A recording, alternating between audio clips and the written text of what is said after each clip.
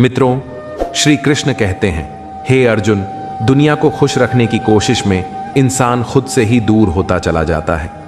लोग चेहरे पर मुस्कान ढूंढते हैं, मगर दिल के जख्म देखने की फुर्सत किसी को नहीं। दूसरों को खुश करने के चक्कर में अक्सर हम खुद को भूल जाते हैं। वक्त सिखाता है कि सबको खुश करना असंभव है, इसलिए कोशिश करो कि खुद को निराश मत होने दो। जो लोग तुम्हारे दर्द को समझते हैं वही वास्तव में तुम्हारे अपने हैं, बाकी तो बस चेहरे पर मुस्कान देखकर ताली बजाने वाले हैं। कभी दूसरों के शब्दों से खुद को मत तोलो, क्योंकि सच्चे इंसान की कीमत केवल समय ही बता सकता है। मित्रों, भगवान श्री कृष्ण कहते हैं, हे अर्जुन, जब व्यक्ति अपने कर्मों को दूसरों की राय से जोड़ देता है तब वह अपने ही जीवन का बंदी बन जाता है। लोगों की सोच बदलना संभव नहीं, लेकिन अपनी सोच बदलकर जीवन को सरल बनाया जा सकता है। जब कोई तुम्हारे साथ नहीं होता तब समझ लेना कि अब ईश्वर तुम्हारे साथ चल रहे हैं। जो बिना किसी स्वार्थ के साथ देते हैं वही तुम्हारे भाग्य का सबसे सुंदर अध्याय होते हैं। अक्सर इंसान अच्छाई में खो जाता है और लोग उसी का फायदा उठाते हैं। पर याद रखो, जो देने की आदत रखता है वह कभी खाली नहीं होता, बस उसका पाने का तरीका अलग होता है। कुछ बातें बोलने से नहीं, समझने से बेहतर होती हैं। वक्त और हालात इंसान को मजबूर कर देते हैं, लेकिन मजबूत भी वही बनाते हैं। कभी किसी से उम्मीद मत रखो, क्योंकि उम्मीदें जितनी ऊंची होंगी, गिरने पर चोट उतनी गहरी होगी। जो रिश्ते दिल से जुड़े हों उन्हें शब्दों की जरूरत नहीं होती। अच्छे इंसान का दिल मंदिर जैसा होता है, सबके लिए खुला, लेकिन सबको पवित्र नहीं करता। जो लोग हमेशा मुस्कुराते रहते हैं उनके भीतर सबसे ज्यादा तूफान छिपे होते हैं। इसलिए किसी के चेहरे से उसकी कहानी मत समझो। सच्चाई यह है कि दुनिया को बस वही दिखता है जो चमकता है। जो भीतर जल रहा है उसकी रोशनी किसी को नजर नहीं आती। और अंत में यही जीवन का सबसे कड़वा सत्य है, जो जितना सच्चा होता है उसे उतनी ही गलत फहमियों में जीना पड़ता है। क्योंकि इस संसार में सच्चाई से ज्यादा दिखावा चलता है और दिखावे से ज्यादा कोई नहीं चमक पाता। जो सच में दिल से जीता है वही सबसे ज्यादा दर्द में जाता है। मित्रों, जिंदगी का असली सुख उसी को मिलता है जो दूसरों की खुशी में अपनी मुस्कान ढूंढ लेता है। किसी के बदल जाने का गम मत करो, क्योंकि लोगों की फितरत है जरूरत खत्म होते ही रिश्ते बदल लेना। जो लोग आपकी खामोशी समझ जाएं वही असली अपने होते हैं, बाकी तो बस बोलने वाले बहुत होते हैं। जब किसी का साथ सच्चा होता है तो वक्त कितना भी बुरा क्यों ना हो, इंसान संभल ही जाता है। मित्रों, भगवान श्री कृष्ण कहते हैं, हे अर्जुन, अपने कर्म करते जाओ, क्योंकि हर कार्य तुम्हें अनुभव देगा और अनुभव ही सबसे बड़ा गुरु होता है। कोई आपको समझे यह जरूरी नहीं, पर आप खुद को समझना सीखो, क्योंकि सबसे कठिन लड़ाई इंसान खुद से ही लड़ता है। वक्त की चाल बड़ी अजीब होती है। ये कभी सिखाता है, कभी परखता है और कभी चुपचाप सब छीन लेता है। कभी कभी दर्द वही लोग देते हैं जिनके लिए हम खुद को मिटा देते हैं। अगर किसी की आदत बन जाओ तो ध्यान रखना कि जब वह छोड़कर जाएगा तो टूटोगे जरूर। रिश्तों को निभाने की ताकत दिल में होती है, लफ्जों में नहीं। अगर किसी को खोने का डर खत्म हो जाए तो जीवन में सुकून आ जाता है। सच बोलने वाले अक्सर अकेले रह जाते हैं, क्योंकि सच्चाई हर किसी को सुनाई नहीं देती। कभी दूसरों को खुश करने के चक्कर में खुद को मत खो देना, क्योंकि खोया हुआ इंसान किसी को भी नहीं मिल पाता। लोग वही सुनते हैं जो उन्हें अच्छा लगे, इसलिए हर सच्ची बात कहने वाला बुरा नहीं होता। भरोसा रखना मुश्किल है, लेकिन टूट जाने पर उसे जोड़ना और भी कठिन होता है। जो व्यक्ति अपने शब्दों का मूल्य जानता है वही समय की कद्र करता है। दुनिया बदलने की कोशिश मत करो, खुद को इतना अच्छा बना लो कि लोग तुमसे सीख लें। और याद रखना, जो खुद के जीवन में प्रकाश लाता है वही दूसरों का अंधकार मिटा सकता है। इसलिए हर दिन को एक नई शुरुआत समझो और हर गलती को एक नया सबक, क्योंकि अंत में मायने यही रखता है कि तुम अपने भीतर कितनी शांति पा सके और कितना कुछ बेहतर हो जाए। करेले जैसा तीखा स्वभाव रखने वाले लोग मुश्किल समय में अक्सर काम आ जाते हैं, जबकि शक्कर जैसी मीठी बातें करने वाले अक्सर वक्त पर साथ छोड़ देते हैं। जिन्हें आपकी पीड़ा का अंदाजा ही न हो, उनके सामने अपनी शिकायत रखना व्यर्थ है। जीवन चाहे कितना भी कठिन क्यों ना हो, जब कोई सच्चा साथी साथ होता है तो सब कुछ आसान लगने लगता है। हर इंसान की दो कहानियां होती हैं, एक वह जिसे सबके सामने बताता है और दूसरी जो वह सबसे छुपाता है। असली समझ वही है जो आपके शब्दों की कीमत जानता है। जीवन में अपनी मजबूती खुद बनानी होगी, दूसरों के भरोसे बैठना आपको कमजोर कर देगा। मेरा गुस्सा और मेरा स्नेह केवल उन लोगों के लिए है जिन्हें मैं अपना मानता हूं। लोग हमेशा खोने से डरते हैं, पर अक्सर खोते वही हैं जो कभी उनके नहीं थे। चाहे आप जीवन में कितनी भी बार असफल हो जाएं, अपनी आत्मा को मजबूत बनाना सीखें। प्रेम अनमोल है, इसे संभाल कर रखो। क्रोध विनाशकारी है, इसे नियंत्रित करना सीखो। भय भयंकर है, उसका सामना करना आना चाहिए।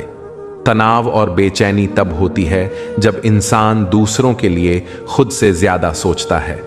सब्र रखना सार्वजनिक रोने से बेहतर है। दर्द साझा करने पर अक्सर वह लोग जो पास होते हैं इसे और बढ़ा देते हैं। दूसरों को अच्छा समझ लेना मेरी सबसे बड़ी कमजोरी रही है। असली कदर केवल धन में है, क्योंकि भावनाओं का मूल्य यहां कम है। संतुष्ट व्यक्ति ही भविष्य में भी खुश रहता है। दूसरों को अधिक महत्व देने से आप स्वयं सस्ते पड़ जाते हैं। अपनी आत्मसम्मान जितनी गिराओगे, लोग उतना ही अधिक फायदा उठाएंगे। कठिन समय इंसान को कमजोर नहीं बल्कि मजबूत बनाता है। यही अंतर है। कुछ लोग हमें याद करते हैं, हम उनकी यादों में खोए रहते हैं। वह जिसने सबसे ज्यादा चोट दी वही हमारी उम्मीदों का हिस्सा था। प्रेम वादों से नहीं, अनुभूति से जीवित रहता है। खुश दिखने की कोशिश में इंसान और अधिक उदास हो जाता है। दूसरों के व्यवहार के अनुसार खुद बदलना नहीं, बल्कि अपने रूप में सच्चा रहना ही पहचान है। नजरअंदाजी से दूसरों को खुश करना और अकेले समय में भी संतुलन बनाए रखना सीखो। अच्छे मित्र सितारों जैसे होते हैं, दिखाई न दें पर कठिन समय में साथ देते हैं। अच्छे दिल वाले अक्सर चालाकों के शिकार बन जाते हैं। झूठ बोलने वाले की ऊंची आवाज सच्चाई को दबा सकती है, लेकिन सच्चे का मौन झूठ की नींव हिला देता है। दूरी को शांतिपूर्वक अपनाना और शब्दों को अनावश्यक खर्च न करना समझदारी है। बाहर से परिपक्व दिखने के लिए भीतर से संघर्ष करना पड़ता है। दुनिया सिखाती है कि जमीनी जज्बा कम, जेब का धन ज्यादा मायने रखता है। जो व्यक्ति समय देने में उदासीन है वह शायद साथ निभाएगा नहीं। लगातार सहते दर्द इंसान को इतना मजबूत बना देता है कि नए आघात मामूली लगने लगते हैं। समय की चाल इंसान की दुनिया बदल देती है और यह सीख हमें जीवन की हर परीक्षा देती है। जो अपना है उसके लिए दूरी कभी मायने नहीं रखती, और जो गया वो कभी सच्चा अपना नहीं था। उम्मीद जीवन की आधी रोशनी है और निराशा आधी अंधेरी रात है। सबसे मजबूत लोहा भी टूट सकता है और झूठों की भीड़ सच्चे रिश्ते को तोड़ सकती है। या खुदा हमें लंबी उम्र नहीं देनी, बस इतना कि कम में खुश रहना आ जाए और किसी पर निर्भर ना होना पड़े। पहले मैं समझता था कि दुनिया को बदल दूंगा। आज मैं जानता हूं कि सबसे जरूरी है खुद को सुधारना। ये दुनिया है जनाब, यहां सुंदर चेहरों के लिए नेक दिल वालों को भुला दिया जाता है। प्रयास करना मत छोड़ो, क्योंकि कोई और हमेशा तुम्हारे छोड़े अवसर का फायदा उठाने को तैयार बैठा है। जो आपके शब्दों की कद्र नहीं करता उसके सामने शांत रहना ही बुद्धिमानी है। जीवन में इतना ही लिखो कि जो पाया है वह कीमती है। भले कुछ रिश्ते मजबूत थे और कुछ कमजोर लोगों से। जो व्यक्ति रोकता है उसका एहसान मानो, क्योंकि बिना देखभाल वाले बाग जल्दी ही खत्म हो जाते हैं। कुछ लोग दूसरों की खुशियों को भी अपने खाने की तरह खा जाते हैं। उतार चढ़ाव के बावजूद जो इंसान आपका साथ नहीं छोड़ता उसकी कदर हमेशा करना। कांटों पर चलने वाला व्यक्ति जल्दी मंजिल तक पहुंचता है, क्योंकि कांटे कदमों की गति बढ़ा देते हैं। अहंकार में अंधा व्यक्ति न अपनी गलतियां देख पाता है न दूसरों की। इंसान सब कुछ भूल जाता है, लेकिन कष्ट देने वालों को नहीं। नेगेटिविटी इतनी खतरनाक है कि जिंदा इंसान को भी निर्जीव बना देती है। कमजोर रिश्ते वह हैं जो दूसरों की बातों में आकर टूट जाते हैं। खुश रहने का एकमात्र मंत्र है, न अपेक्षा और न उपेक्षा। बचकानी हरकतें जीवन में जिंदा दिल बनाए रखती हैं, वरना समझदारी का दूसरा नाम ही बुढ़ापा है। हमेशा सोचो, जो अच्छा हुआ वह ठीक था, जो अब है वह बेहतर है, और जो आगे आएगा वह सबसे बेहतरीन होगा। जब वक्त और लोग एक साथ चोट पहुंचाते हैं तो इंसान बाहर से ही नहीं, अंदर से भी टूट जाता है। आशा और विश्वास कभी गलत नहीं होते, बस यह तय करना कि किस पर भरोसा किया और किससे उम्मीद रखी। दुख हमेशा पीछे देखता है, चिंता इधर उधर, और विश्वास केवल आगे की ओर। इतने सारे कठिन अनुभवों के बाद अब कुछ बुरा भी हो जाए तो भय नहीं लगता। डर लगता है उन लोगों से जो कहते हैं, मुझ पर यकीन करो, मैं हमेशा साथ हूं। मार्गदर्शन मिल सकता है, लेकिन मंजिल केवल मेहनत से ही हासिल होती है। कभी किसी के लिए मत रो, क्योंकि जो अपना होगा वह तुम्हें रोने ही नहीं देगा। कठिन समय चुपचाप गुजरने दो, वरना दुनिया तुम्हारा मजाक बनाती रहेगी। किसी से इतना प्यार मत करो कि बाद में वह प्यार जीने ही ना दे। अधिक सोचने से बचो और वास्तविकता की दुनिया में लौट आओ। जब कोई धोखा देता है तो वह केवल विश्वास का परीक्षण करता है, दर्द नहीं। दुख वही देता है जो हमने उस व्यक्ति पर भरोसा किया था, और जो हर समय अपनी पीड़ा में फंसा रहता है, उसके सामने खुशियां भी बाहर से ही लौट जाती है। अपने दिमाग की ताकत से अपने दिल और जीवन को बेहतर बनाओ। मैं अपनी इस आदत पर थोड़ा गर्व महसूस करता हूं। चाहे क्रोध हो या प्रेम, दोनों में पूरी निष्ठा रखता हूं। कोई कितना भी बड़ा क्यों ना हो, किसी के पीछे अंधभक्ति में मत चलो। जिंदगी में ऐसे लोग भी हैं जिन्हें हम केवल चाह सकते हैं पर पा नहीं सकते। मुस्कुराना हमारी आदत है, वरना जिंदगी हमें नाराज ही रखती। पैसा जीवन बदल सकता है, पर विचार और नियत नहीं बदलता। हम जितनी फिक्र किसी से करते हैं, अक्सर वही लोग हमें सबसे अधिक तकलीफ देते हैं। भरोसा करो, पर केवल भरोसे के सहारे मत रहो। आजकल जहर इतना खतरनाक नहीं जितना कुछ लोग दूसरों के लिए अपने दिल में जहर रखते हैं। लोग आपके लिए तब तक अच्छे हैं जब तक आप उनकी अपेक्षाओं को पूरा करते हैं, और आपके लिए सब तब तक अच्छे हैं जब आप उनसे कोई उम्मीद नहीं रखते। जो व्यक्ति आपके पास रहते हुए भी किसी और का है, उससे दूरी ही बेहतर है। एक समझदार बुजुर्ग की मृत्यु एक विशाल ज्ञान की पुस्तक की राख हो जाने के समान होती है। ईश्वर सबको सब कुछ दे, पर गलत फाई ना दे। दर्द भी सीख देता है। पेड़ से गिरते पत्ते दिखाते हैं कि छोड़ देना भी एक कला है। एकांत अक्सर आपको अपने आप से मिलवाता है, और वही व्यक्ति सबसे महत्वपूर्ण होता है, आप स्वयं। धीमी सफलता चरित्र को मजबूत बनाती है, तेज सफलता अहंकार को बढ़ाती है। लोग वही हैं जिनके लिए आप हमेशा मौजूद रहते हो। वक्त एक दिन साफ दिखा देता है कि लोग क्या थे और आप उन्हें क्या समझ बैठे थे। किसी को इतना मत आजमाओ कि उसका सब्र जवाब दे और वह आपकी जिंदगी से चला जाए। अच्छे लोगों के पास भले कुछ ना हो, पर सुकून भरी नींद होती है। वफादारी किसी रिश्ते की सबसे मूल्यवान चीज है, इसलिए हर किसी से इसकी उम्मीद मत करना। सोच सकारात्मक रखो, लोग अपने आप अच्छे लगने लगेंगे। नियत साफ रखो, काम अपने आप सही दिशा में जाएगा। जो चाहिए उसका मिल जाना सफलता है, और जो मिला है उसे अपनाना प्रसन्नता है। घर न जाऊं तो लोग नाराज हो जाते हैं, पर गांव में अभी भी तहजीब बाकी है। जिसे सुधारना कोई ना सके, समय उसे सुधार देता है। उन्हें छोड़ देना ही उचित है जो आपके मूल्य को नहीं समझते। थोड़ी पीड़ा सहने के बाद इंसान चुप हो जाता है, ना शिकायत करता है, ना उम्मीद रखता है। अगर समय स्थिर होता तो अपने और पराये की पहचान कैसे होती? विश्वास जुड़ने पर पराये भी अपने बन जाते हैं, और विश्वास टूटने पर अपने भी पराये हो जाते हैं। यह सच है कि बातें कड़वी हो सकती हैं। उधार दीजिए, पर सोच समझकर, वरना भिखारी बनकर पैसे मांगने पड़ते हैं। अगला सेठ बनकर तारीखों पर तारीख देता जाता है। बातें हर कोई समझ लेता है, पर मुझे वह व्यक्ति चाहिए जो मेरी खामोशी को समझ सके। जैसा एक मृतक ने कहा, जो मेरी मौत पर रो रहे हैं, अगर मैं उठ जाऊं तो जीने नहीं देंगे।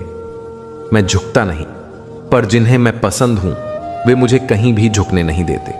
हकीकत बोलने के लिए साहस चाहिए, पालतू चाटने के लिए सिर्फ जीभ। बेइज्जती का जवाब इतनी इज्जत से दो कि सामने वाला खुद ही शर्मिंदा हो जाए। जैसा संग वैसा रंग नहीं होता। इंसान लोमड़ी के साथ रहता है फिर भी चालाक होता है, शेर के साथ रहता है फिर भी क्रूर, और इंसान की फितरत ही यही है। कुत्ते के साथ रहते हुए भी वफादार नहीं रहता। अपने काम को रहस्य बनाकर रखो और परिणाम लोगों को बाद में ही दिखाओ। लोग अक्सर कहते हैं कि अकेले रहकर कोई सच्ची खुशी नहीं पा सकता, लेकिन मेरे अनुभव में अकेलापन ही इंसान को जीवन की गहराई समझाता है। जीवन जीने के लिए मिला है, पर हम इसे सिर्फ सोचते समझते ही बर्बाद कर देते हैं। जो लोग ज्यादा अपनापन दिखाते हैं एक दिन साबित कर देते हैं कि वे वास्तव में पराये थे। निराशा को कभी अपना हिस्सा मत बनने दो, क्योंकि कल का दिन अनजाने में आश्चर्य लिए आता है।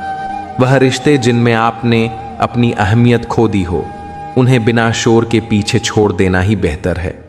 इंसान बदलता रहता है, वक्त सिर्फ बहाना होता है और कांटों पर दोष डालना व्यर्थ है। हमने ही अपने कदम रखे थे। ना पाने और ना खोने का कोई मतलब नहीं।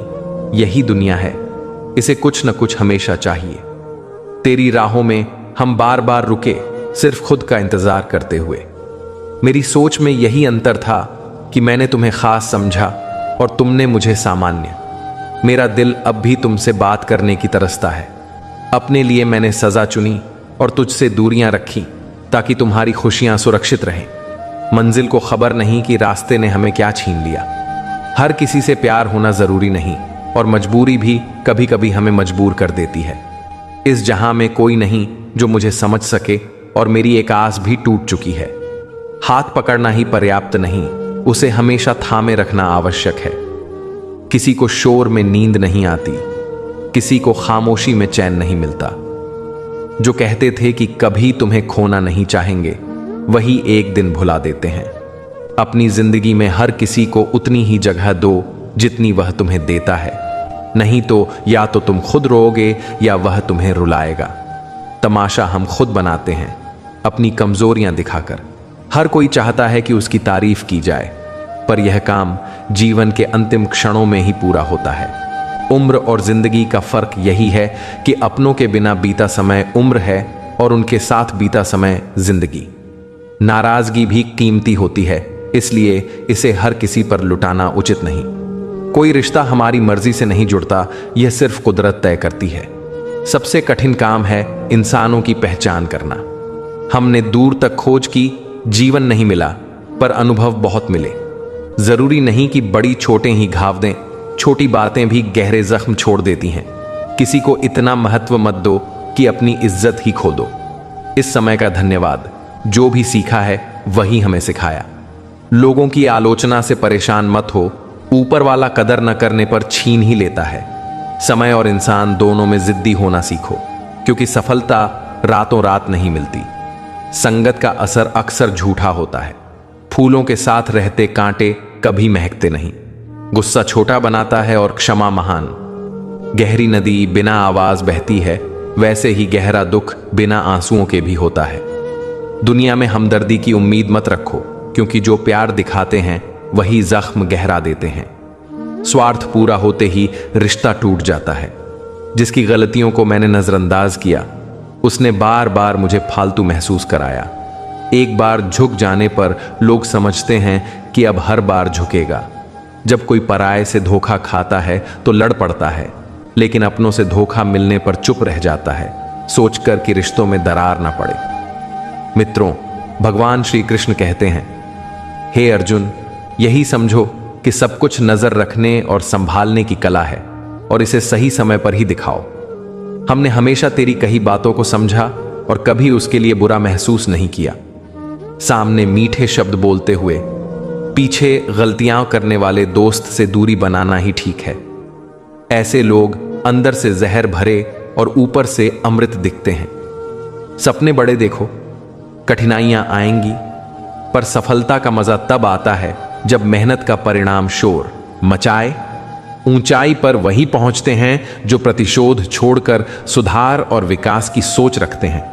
जिनकी नीयत और सोच साफ होती है, भगवान किसी न किसी रूप में उनकी मदद जरूर करते हैं। यह कलयुग है जहां लोग अपनी परेशानियों से कम और दूसरों की खुशियों से ज्यादा परेशान रहते हैं। समय के साथ बदलना सीखो, क्योंकि यही जीवन सिखाता है। धोखा मिलने के बाद इंसान पहले 1000 बार सोचता है, फिर किसी पर भरोसा करता है। सच्चे प्रयास का असर अनगिनत अधूरे प्रयासों से कहीं अधिक होता है। याद रखो, खुशहाल जिंदगी मिलती नहीं, उसे बनाना पड़ता है।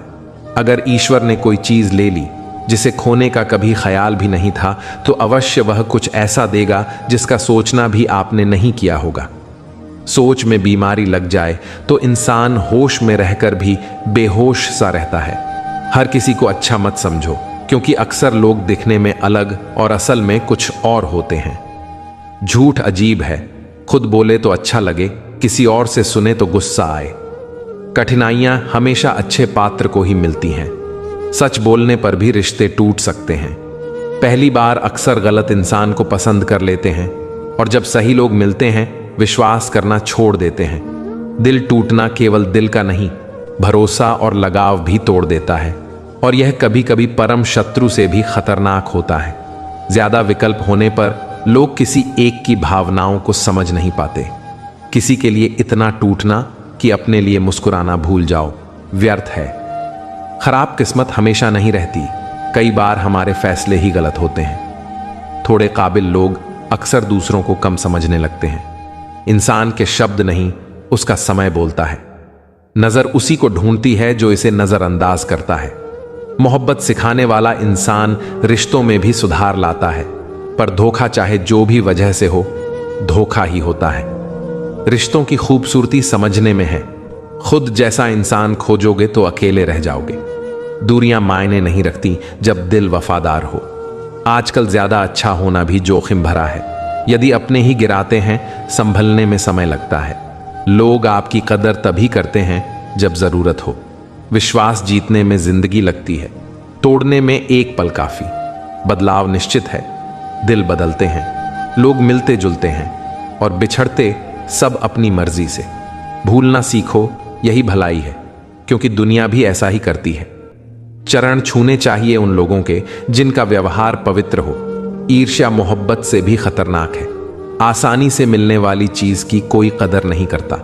रिश्ते जितनी जल्दी बनते हैं उतनी जल्दी टूटते भी हैं। घमंड और अहंकार के कारण इंसान खुद अपने रिश्तों को नष्ट कर देता है। मित्रों, भगवान श्री कृष्ण कहते हैं, हे अर्जुन, यही समझो कि जीवन में अनुभव और सीख का महत्व ही इंसान को मजबूत बनाता है। इंसान भीड़ में खो जाता है, लेकिन असली पहचान तब आती है जब वह अकेला रहकर अपनी सोच और फैसलों का सामना करता है। कुछ लोग इतने कमजोर होते हैं कि जब गुस्सा आना चाहिए तब भी चुपचाप रह जाते हैं।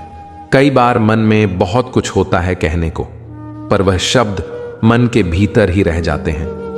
मैंने कभी किसी को परखा नहीं, जितना दिया उतना वापस नहीं मिला।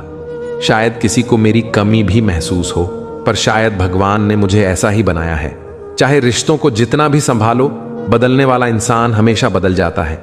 जो लोग अपने प्यार को भुला सकते थे वे ही बच गए। सच्चा दिल से चाहने वाला अंत में खुद टूट जाता है। कपड़ों की संगत केवल शरीर को सजाती है, पर रिश्तों और परिस्थितियों में संतुलन बिठाना पूरी जिंदगी को सुंदर बना देता है।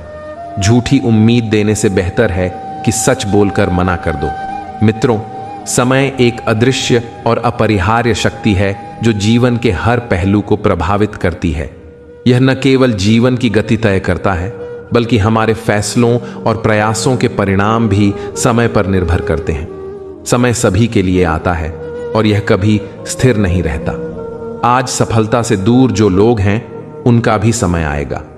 समय का चक्र लगातार चलता रहता है, कभी रुकता नहीं, और यह किसी के लिए भी समान नहीं होता। किसी का समय सुख और समृद्धि में बीतता है, किसी का संघर्ष और कठिनाई में। सफलता और असफलता अस्थायी है। समय हमें सिखाता है कि सही समय पर लिए गए निर्णय मंजिल तक पहुंचाते हैं, और विलंब या घबराहट केवल मार्ग रोकती है। हमें अपने समय का सही उपयोग करना चाहिए, क्योंकि यह किसी के लिए इंतजार नहीं करता। समय की कीमत समझकर कदम बढ़ाना जरूरी है, ताकि जब अवसर आए हम उसे पूरी तरह से स्वीकार कर सकें और जीवन में सफलता पा सकें। याद रखो, अगर समय अच्छा है तो विनम्र रहो, अगर कठिन है तो धैर्य रखो। जीवन का हर तूफान सिर्फ नुकसान करने नहीं आता, कुछ तो रास्ता साफ करने भी आते हैं। जिंदगी रेलवे स्टेशन जैसी है, भीड़ भरी, पर अपना कोई नहीं। यदि हर जगह झुंझलाकर चलते रहो तो एक दिन गिरना तय है। मित्रों, किसी विशाल और शांत वन के मध्य एक मोहक मोर और उसकी प्रिय मोरनी साथ साथ निवास करते थे। उन्होंने मिलकर एक सुरक्षित स्थान चुना था, जहां उनका छोटा सा घोंसला था। दोनों के बीच गहरा स्नेह था, इतना कि एक दूसरे के बिना जीना असंभव था। जब भी मोर अपने रंगीन पंख फैलाकर आकाश में उड़ान भरता, मोरनी उसकी प्रतीक्षा में टकटकी लगाए रहती। वह न जल पीती न दाना चुगती, बस उसकी कुशलता की कामना करती रहती। उसकी आंखें हर पल नीले गगन की ओर उठती कि कब उसका प्रिय लौटेगा। एक दिन मोर बहुत दूर चला गया।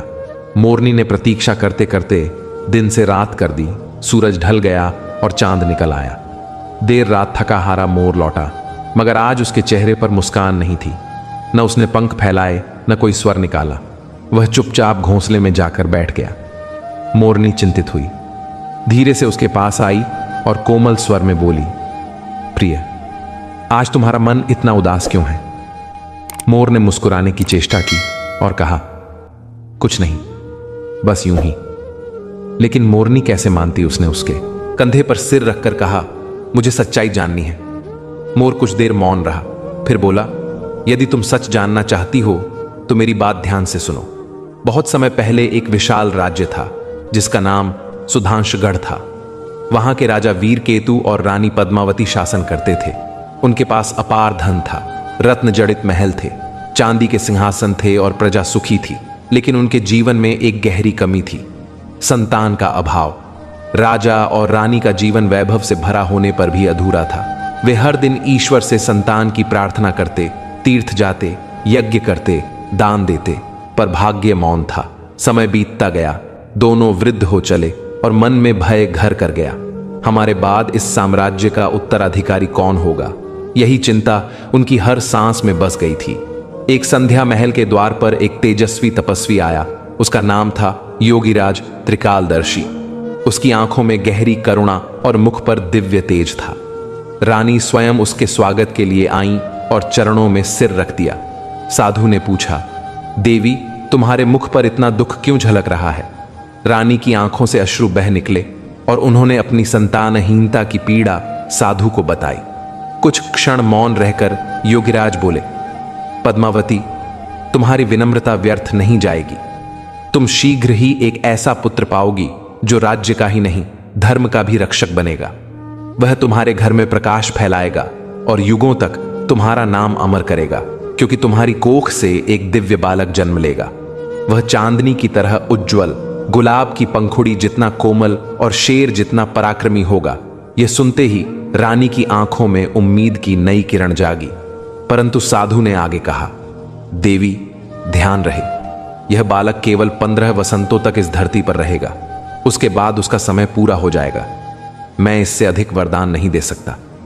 यह कहकर योगीराज त्रिकालदर्शी ने अपने झोले से कुछ सुनहरी दमक वाले चावल निकाले और उन्हें रानी को देते हुए बोले, इन चावलों की खीर बनाकर तुम और राजा वीरकेतु साथ में खाओ। यही उस दिव्य संतान का बीज बनेगा। इतना कहकर वह तपस्वी प्रकाश की लहर में विलीन हो गया, लेकिन पीछे छोड़ गया एक रहस्य और एक उम्मीद का दीपक। साधु के चले जाने के बाद रानी ने मन ही मन निश्चय किया कि चाहे वह बालक केवल 15 वर्ष ही इस लोक में रहे, परंतु वही 15 वर्ष मेरे जीवन का सबसे बड़ा वरदान होंगे। मैं उसे अपने समर्पण से बड़ा करूंगी, उसके हर दिन को प्रेम से भर दूंगी और अपने हृदय की सारी ममता उसमें उड़ेल दूंगी। उसी रात रानी ने अपने सभी कार्य निपटाए और राजा के पास जाकर सारी बात विस्तार से बताई। उसने चावल दिखाते हुए कहा कि योगीराज ने यह खीर साथ मिलकर खाने का आदेश दिया है।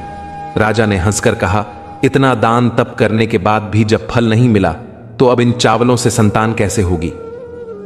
रानी ने विनम्रता से कहा, जब इतना सब किया तो अब यह भी सही, यदि साधु का वचन है तो उसका अनादर ना करें। शायद इसी में हमारी किस्मत छिपी हो। राजा अपनी रानी के आग्रह के आगे झुक गया और अगले दिन दोनों ने स्नान कर पूजा की पूर्वजों का स्मरण किया और उस साधु का नाम लेकर वे खीर बनाई और प्रसाद की तरह ग्रहण की खाकर दोनों मन में आशा लेकर सो गए। कुछ माह बीते और चमत्कार हुआ। रानी गर्भवती हो गई। राज्य में हर्ष की लहर दौड़ गई। समय के साथ 9 महीने पूरे हुए और रानी ने एक अत्यंत सुंदर बालक को जन्म दिया। उसका मुख तेज से दमक रहा था। राजा ने बड़े उल्लास के साथ उसका नामकरण कराया और पूरे राज्य में उत्सव मनाया गया। नाच गाना भंडारा कई दिनों तक चलता रहा। फिर राजा ने ज्योतिषाचार्य को बुलवाया ताकि बालक की कुंडली देखी जाए। जब पंडित ने जन्मपत्री खोली तो उनका चेहरा पीला पड़ गया। राजा ने कारण पूछा तो पंडित बोले, महाराज, यह राजकुमार अत्यंत तेजस्वी और भाग्यवान होगा, परंतु उसकी आयु केवल 15 वर्ष लिखी है और उतनी अवधि तक ही वह जीवित रहेगा। राजा अपने पुत्र की मासूम मुस्कान देखकर हमेशा गर्व महसूस करता था। रानी को भी साधु की कही बात हर बार याद आती थी, इसीलिए दोनों हर पल अपने बेटे को प्रेम और दुलार से सींचते थे। उन्होंने उसके हर सुख दुख का ध्यान रखा, उसकी हर इच्छा को पूरा किया, क्योंकि वे जानते थे कि उनका बेटा भगवान की दी हुई सबसे बड़ी सौगात है। समय के साथ राजकुमार बड़ा होता गया। जब वह 8 बरस का हुआ तो राजा ने उसके लिए श्रेष्ठ गुरु की नियुक्ति की, जिसने उसे वेद शास्त्र, राजनीति, धनुर्विद्या और घुड़सवारी जैसी सभी 12 विद्याओं का प्रशिक्षण दिया। बालक अत्यंत तेजस्वी और बुद्धिमान निकला। 12 वर्ष की उम्र में राजा ने उसका विवाह एक सुंदर और सद्गुणी राजकन्या से करा दिया, जिसने पूरे राजमहल में खुशियां फैला दी। समय बीता और राजकुमार 14 वर्ष का हुआ। एक दिन उसने पिता से कहा, पिताजी, मैं इस राज्य की सीमाओं को देखना चाहता हूं। अब तक मैंने महल और दरबार के सिवा कुछ नहीं देखा। यह सुनकर राजा का हृदय कांप उठा, क्योंकि उसे साधु के शब्द याद थे कि 15वें वर्ष में अनहोनी घटेगी, परंतु वह पुत्र को सच्चाई नहीं बता सका। उसने मुस्कुराते हुए कहा, पुत्र, यह तुम्हारा अधिकार है। जाओ, राज्य का भ्रमण करो, लेकिन याद रखना, जहां जाओ, जो भी करो, अपनी पत्नी से कभी न कहना। पुत्र ने सहमति दी और अगले दिन से ही रात में गुप्त रूप से निकलने लगा। वह आधी रात को बिस्तर छोड़कर कहीं चला जाता और सूर्योदय से पहले लौट आता। ऐसा कई दिनों तक चलता रहा। जब राजकुमार का 15वां वर्ष आने को था, एक रात उसकी पत्नी अचानक जागी तो देखा कि बिस्तर खाली है। उसने पूरे महल में खोजा, लेकिन पति कहीं नहीं मिला। सुबह होते ही उसने पाया कि वह फिर अपने पलंग पर सोया हुआ है। उसने कुछ नहीं पूछा, पर उसका मन संशय से भर गया। आने वाली रातों में भी यही हुआ। वह सोच में डूबी रहने लगी और दिन ब दिन उदास होती गई। चिंता और अनिश्चितता ने उसे अंदर से तोड़ दिया। उसके चेहरे की रौनक गायब हो गई और वह धीरे धीरे कमजोर पड़ने लगी। तभी एक दिन महल में रोज फूल बेचने आने वाली वृद्ध माली आई। उसने रानी की हालत देखी और पूछा, बेटी, क्या बात है? तू इतनी मुरझाई क्यों है? पहले तो तू चांद जैसी दमकती थी, अब यूं कांटे सी सूख गई है। रानी की आंखें भर आईं और बोली, अम्मा, क्या बताऊं, मेरा स्वामी हर रात बिस्तर से उठकर कहीं चला जाता है और भोर से पहले लौट आता है। मुझे नहीं पता वह कहां जाता है, किससे मिलता है, शायद कोई और स्त्री हो। इसी विचार ने मेरे मन की नींद और भूख छीन ली है। दुख ने मेरा तन जला दिया है और चिंता ने मुझे इस हाल में पहुंचा दिया है। मैं इस पीड़ा में रोज रोज मरती हूं और इसीलिए सुख करके मैं कांटा बन गई हूं। बुढ़िया ने रानी की व्यथा सुनकर गहरी सांस ली और बोली, बेटी, इस रहस्य को जानने का एक ही तरीका है। आज रात तुम सोना मत, बल्कि यह देखना कि तुम्हारा पति आखिर जाता कहां है और क्या करता है। रानी बोली, अम्मा, अगर मुझे नींद आ गई तो फिर क्या होगा? तब बुढ़िया ने कहा, नींद भगाने का उपाय आसान है। अपने बाएं हाथ की उंगली में एक छोटा सा घाव बना लेना और उस पर मिर्च की थोड़ी चुटकी लगा देना। उस जलन से तुम्हारी नींद गायब हो जाएगी। रानी ने वैसा ही किया। उसने उंगली में छोटा घाव कर मिर्च डाल ली। पहले तो दर्द असहनीय था, लेकिन थोड़ी देर में वह थक कर सो गई। सुबह जब बुढ़िया फूल लेकर महल पहुंची तो उसने पूछा, क्या हुआ बेटी? रात में देख पाई कहां गया तुम्हारा? पति रानी ने सिर झुकाकर कहा, नहीं अम्मा, पहले तो दर्द से नींद नहीं आई, पर जैसे ही जलन कम हुई मैं गहरी नींद में चली गई और कुछ समझ नहीं सकी। बुढ़िया मुस्कुराई और बोली, कोई बात नहीं, आज रात घाव थोड़ा बड़ा करना और उस पर ज्यादा मिर्च लगाना। रानी ने फिर वही किया। रात में जब उसका पति उठा तो वह कुछ देर जागी, पर फिर आंखें भारी हो गईं और वह सो गई। सुबह फिर बुढ़िया आई तो रानी रोने लगी। बोली, अम्मा, आज भी मैं असफल रही। मैं जान नहीं सकी कि वह कहां जाता है। तब बुढ़िया ने उसका हाथ पकड़कर कहा, बेटी, आज आखिरी उपाय, आज रात उंगली पर गहरा घाव करना, उसमें मिर्च के साथ नमक भी डालना, और जब वह जाने लगे तो सीधे उसके सामने जाकर खड़ी हो जाना और पूछना कि वह कहां जा रहा है। रानी ने वैसा ही किया। इस बार दर्द इतना तीव्र था कि उसकी आंखों में आंसू भर आए, मगर उसने नींद को पास नहीं आने दिया। आधी रात को जब राजकुमार अपने बिस्तर से उठा और धीरे से बाहर जाने लगा, तभी रानी ने उसके सामने रास्ता रोक लिया। उसकी आंखों में सवाल था। बोली, कहां जा रहे हैं आप और किससे मिलने जा रहे हैं? मुझे सच्चाई बताइए, तभी मैं आपको जाने दूंगी। राजकुमार चौंक गया। उसने कहा, प्रिय, अगर मैंने तुम्हें यह रहस्य बता दिया तो मैं इस संसार में अधिक देर नहीं रह पाऊंगा। रानी बोली, मुझे परवाह नहीं, चाहे कुछ भी हो जाए, पर मैं यह जानकर ही रहूंगी कि आप हर रात कहां जाते हैं और किससे मिलते हैं। तब वह राजकुमार अपनी पत्नी की आंखों में झांकता है, गहरी सांस लेकर सब कुछ बताने के लिए तैयार हो जाता है। पत्नी के लगातार आग्रह के आगे राजकुमार का धैर्य टूट जाता है। उसी समय उसका 15वां वर्ष आरंभ होने वाला था। वह गहरी सांस लेकर सोचता है कि अब सच्चाई छिपाने का कोई अर्थ नहीं। उसने कुछ पवित्र मंत्रों से अभिमंत्रित चावल लिए और अपनी पत्नी को देते हुए कहा, सुनो, इन दानों को दोनों हाथों में पकड़ लो। पहले दाएं हाथ की मुट्ठी के चावल मुझ पर फेंकना, तब तुम्हें मेरा वास्तविक स्वरूप दिखाई देगा। फिर बाएं हाथ के चावल मुझ पर डालना तो मैं पुनः वैसा ही बन जाऊंगा। पर ध्यान रहे, यदि तुम बाएं हाथ के चावल फेंकना भूल गई तो मैं सदा के लिए तुमसे दूर चला जाऊंगा। रानी ने सिर हिलाया और पूरे विश्वास से दाएं हाथ के चावल अपने पति पर फेंक दिए। तभी देखते ही देखते राजकुमार का रूप बदल गया और वह एक उज्जवल सफेद घोड़े में परिवर्तित हो गया, जिसकी आंखें बिजली सी चमक रही थीं और आयाल हवा में लहरा रहे थे। यह दृश्य देखकर रानी घबरा गई। वह कुछ क्षण के लिए स्तब्ध रह गई और पति की कही बात भूल गई। उसने बाएं हाथ के चावल फेंकने में देर कर दी। तभी वह घोड़ा ऊंची हिनहिनाहट करता हुआ महल के द्वार से बाहर निकल गया और पल भर में ओझल हो गया। रानी की आंखों के सामने सब कुछ बिखर गया। वह वहीं गिर पड़ी और विलाप करने लगी। अब उसे अपनी भूल का गहरा पश्चाताप हुआ। वह बार बार रोते हुए खुद को दोष देने लगी, लेकिन अब बहुत देर हो चुकी थी। राजकुमार जा चुका था और लौटने की कोई संभावना नहीं थी। सुबह होते ही जब राजा और रानी को यह खबर मिली तो वे स्तब्ध रह गए। उनके दिल पर जैसे वज्रपात हो गया। दोनों ने खाना पीना त्याग दिया और दिन रात अपने पुत्र की राह देखने लगे। दिन सप्ताहों में और सप्ताह महीनों में बदल गए। पूरा राज्य शोक में डूब गया। सैनिकों को चारों दिशाओं में भेजा गया कि राजकुमार को खोज लाएं, पर कहीं कोई निशान न मिला। समय बीतता गया और हर सुबह एक नई आशा लेकर आती, पर हर रात वही निराशा दे जाती। रानी की आंखों का उजाला जैसे बुझ गया था और वह हर क्षण अपने प्राण प्रिय पति की प्रतीक्षा में तड़पती रही, क्योंकि उसके जीवन की सारी सांसें अब उसी की यादों में मिलती हैं। इधर राजकुमारी अपनी जिद की वजह से जब देखती है कि उसका स्वामी लापता हो गया है, तो वह भीतर भीतर खुद पर क्लेश करती रहती है और एक दिन दृढ़ निश्चय कर लेती है कि चाहे कुछ भी हो, मैं अपने पति को किसी भी तरह ढूंढकर उसके पास वापस ले आऊंगी। उनका पुत्र किसी न किसी तरह माता पिता को मिलना चाहिए।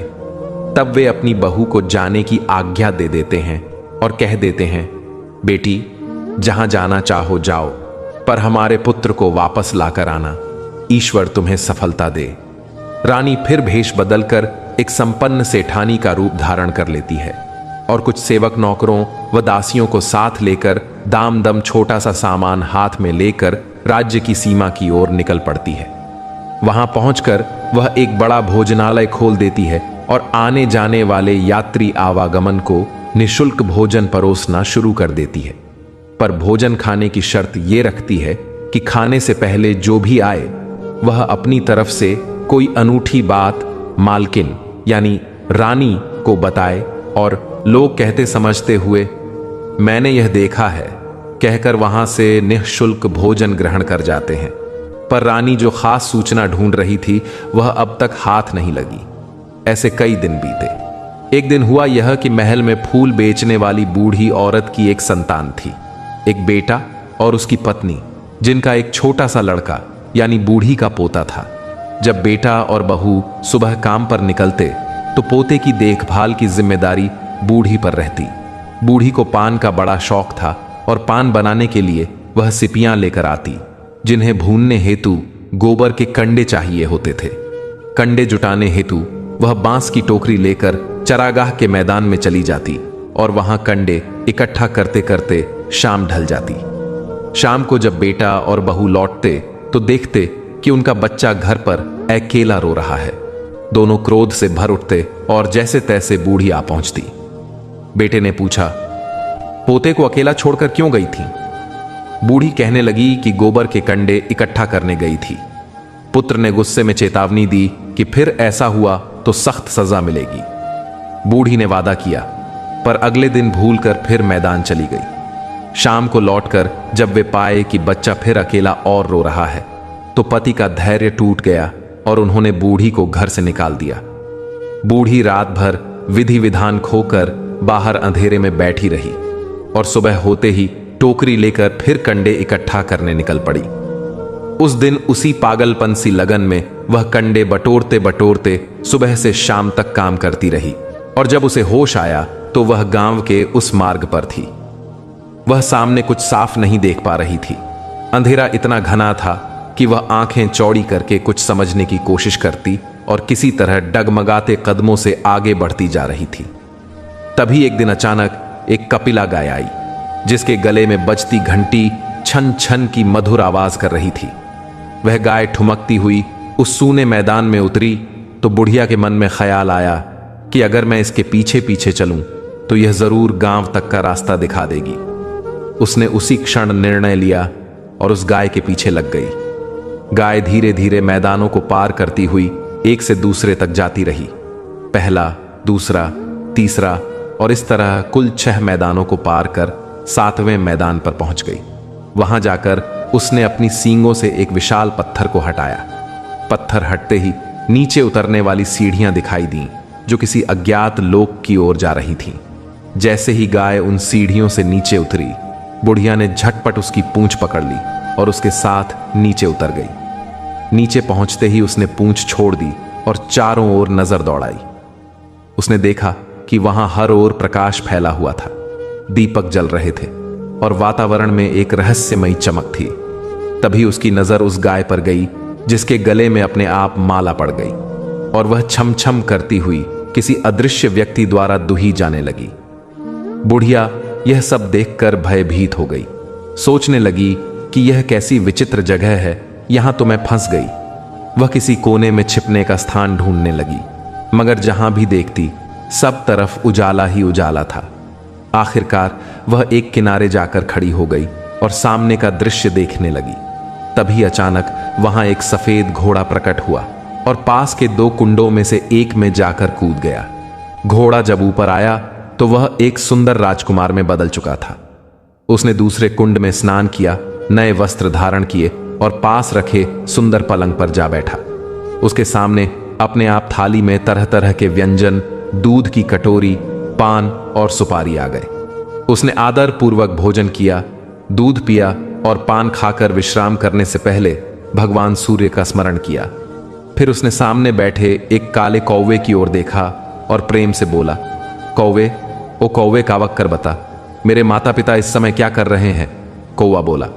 बेटे के वियोग में वे पूरी तरह टूट गए हैं। उसने पूछा, राज्य का संचालन अब कौन करता है? कौवे ने उत्तर दिया, राज्य की बागडोर तो प्रधान के हाथों में है। तब राजकुमार ने जानना चाहा, मेरी पत्नी अब क्या कर रही है?